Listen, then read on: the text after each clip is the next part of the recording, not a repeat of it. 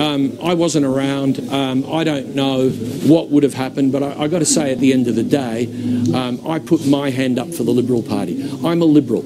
I joined the Liberal Party as soon as I could after I finished school at 18. I handed out how to vote cards with my dad, who's here tonight with me since I was 10 years old, and I'm going to remain a Liberal. I think people get rewarded for their loyalty. They don't get rewarded for their disloyalty. All right, Peter, we'll let you get back to the party. Congratulations. As I said, you're one of the few who can, in your camp, who can claim that tonight. Well done. I think we should temper that a bit, as I said. Thank you. All right, that's. Can I just make a comment on that?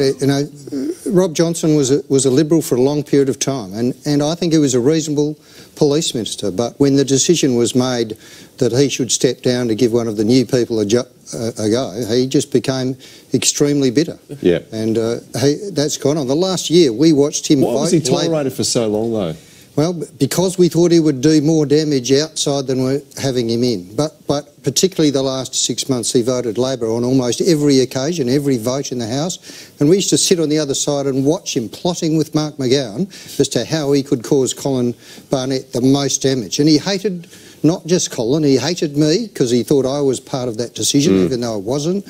He hated Troy Buswell, he hated the Treasurer, he hated everybody on our side. Can I just ask you what I asked Peter?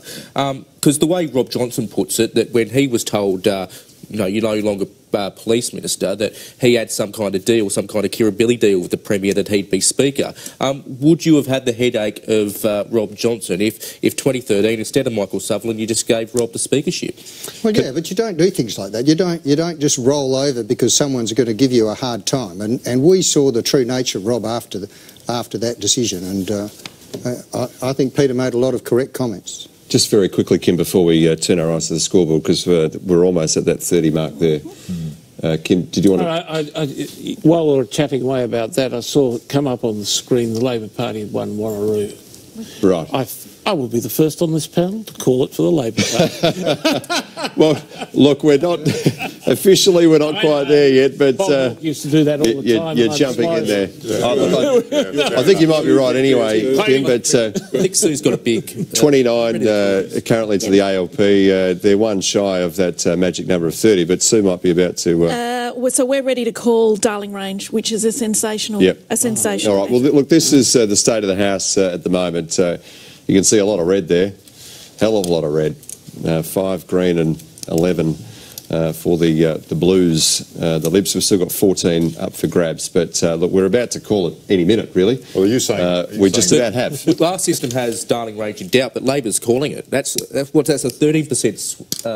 13%. Another marginal seat, yes. Yeah, another marginal seat. Are you saying Darling Range is number 30, Sue?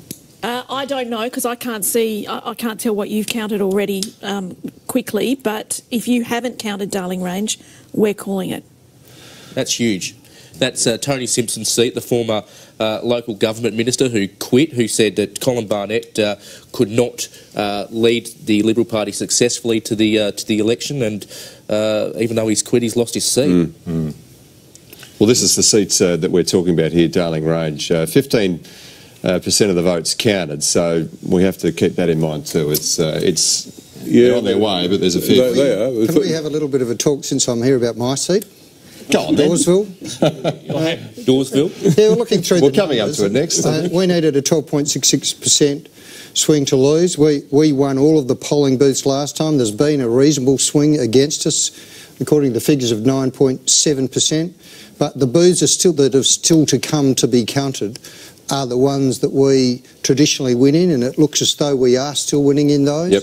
The 2 seats that were always going to be our toughest, or 3 if you like, have been counted. Sorry, Kim, I have to just again draw your attention to the score there. The computer has given it to Labor. The computer is calling it a Labor win, reaching the hang on, magic number of 30, and I think Sue smiled for the first time tonight. That is some smile you're sporting there, Sue. That's 8.5 years. That's break out the Prosecco. Yeah, bring on the Prosecco, I say. Get on to the hard stuff, I think. That's 4.5 years, the last 4.5 years of really hard slog by Mark and his team. So it's a big moment.